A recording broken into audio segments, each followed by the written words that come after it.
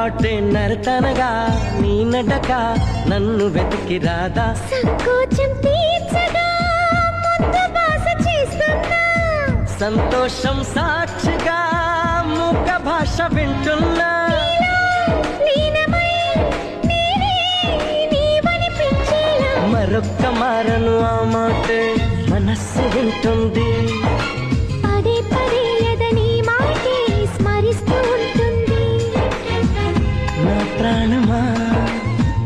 సుస్వాగతం